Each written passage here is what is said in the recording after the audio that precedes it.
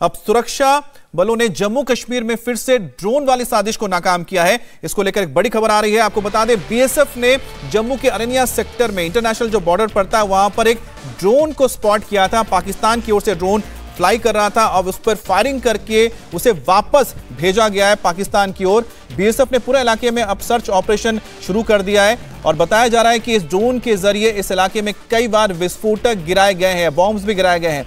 3 दिन पहले ही अखनूर सेक्टर में भी ड्रोन के जरिए टिफिन बॉम्ब्स गिराए गए थे। तो टिफिन के अंदर वहां पर बारूद भर के उसे बॉम्ब बनाकर इस तरफ भेजा गया था, उसे यहां पर पहुंचाया गया था। लेकिन आज सुबह 4:15 बजे बीएसएफ को आसमान में एक रोशनी नजर आई, जिसके बाद बीएसएफ के जवान अलर्ट हो गए। उसके बाद उन्होंने तुरंत उस फ्लाइंग ऑब्जेक्ट पर यानी कि उस ड्रोन पर फायरिंग करना शुरू कर दिया, जिसके बाद वो ड्रोन वापस लौट गया। अब पुलिस पूरे इलाके में और साथ ही साथ जो बीएसएफ की टीम है वो भी पूरे इलाके में सर्च ऑपरेशन कर रही है। जम्मू कश्मीर में पाकिस्तान अपनी नापाक हरकतों से बाज नहीं आ रहा है।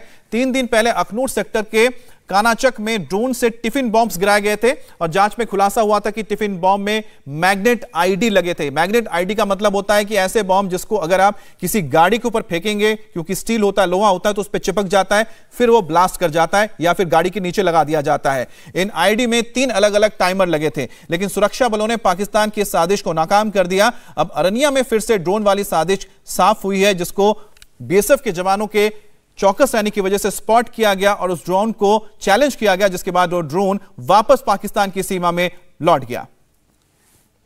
बात करेंगे संवाददाता मनीष प्रसाद से।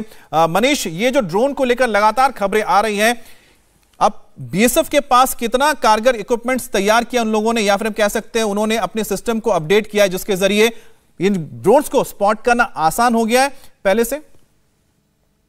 अमित, ये अरनिया दूसरी तरफ पाकिस्तान का सियालकोट है और सियालकोट के जो रेंजर्स हैं उनके द्वारा ही उनकी पूरी आड़ में इसको फ्लाई करवाया गया। और जैसे ही फ्लाई किया, जब ये करीबन 300 मीटर की हाइट पे था और हमिंग साउंड काफी तेज था, रेड लाइट जो कि हेक्साकॉप्टर की थी वो ब्लिप हो रही थी और इसका आकार बिल्कुल विजिबल था। और उसके तुरंत बाद ही जो बॉर्डर सिक्योरिटी फोर्स के जवान उस फॉरवर्ड लोकेशन पे थे अरनिया सेक्टर जम्मू के, उन्होंने फायर किया और फायर करने के बाद जो यूएवी था, जो ये हेक्साकॉप्टर था, वो वापस पाकिस्तान के सियालकोट की तरफ चला गया। हालांकि इसकी लॉन्गिट्यूड ऑल्टीट्यूड की पूरी मैपिंग की गई, लेकिन चिंता की बात इस बात की है कि पिछले 1 हफ्ते में 3 ऐसे बड़े अटेम्प्ट किए हैं, जिसमें सबसे पहले तो 7 मैग्नेटिक बॉम्ब यानी स्टिकी बॉम्ब का इस्तेमाल और साथ में यूबीजीएल उन्होंने ड्रॉप करने की कोशिश की, ड्रॉप किया, रिकवर किया पुलिस ने। उसके बाद अखनूर में ये हुआ कि फिर से एक बार मैग्नेटिक बॉम्ब अलग अलग आईडी के साथ और टाइमर के साथ भेजा गया और ये तीसरा अटेम्प्ट था। तो इसीलिए संवेदनशीलता बढ़ जाती है। अमरनाथ यात्रा आने वाली है,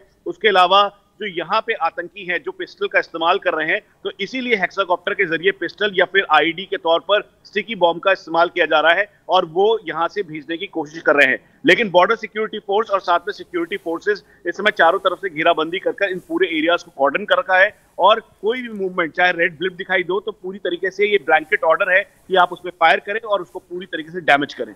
जी, और साथ ही जैसा कि मनीष ने बताया कि आखिरकार किस तरह से इसको पाकिस्तान की ओर से ऑपरेट किया जा रहा है, इसमें रेंजर्स भी शामिल है और साथ ही जिस तरह से अमरनाथ यात्रा शुरू होने वाली है उसको लेकर भी बहुत चिंता की बात है। लेकिन सबसे अच्छी बात यह है कि जो फोर्सेज है, चाहे बीएसएफ हो या फिर हमारे आर्मी हो, उनको अब एंटी ड्रोन सिस्टम भी दिए जा रहे हैं, जिसके जरिए इस तरह के ड्रोन्स का मुकाबला भी कर सकते हैं और उनको मुंह तोड़ जवाब भी दे सकते हैं। बहुत बहुत शुक्रिया आपका। इंडिया टीवी हर वक्त हर जगह डाउनलोड करने के लिए सर्च करें India TV news Google play store या ऐप स्टोर पर।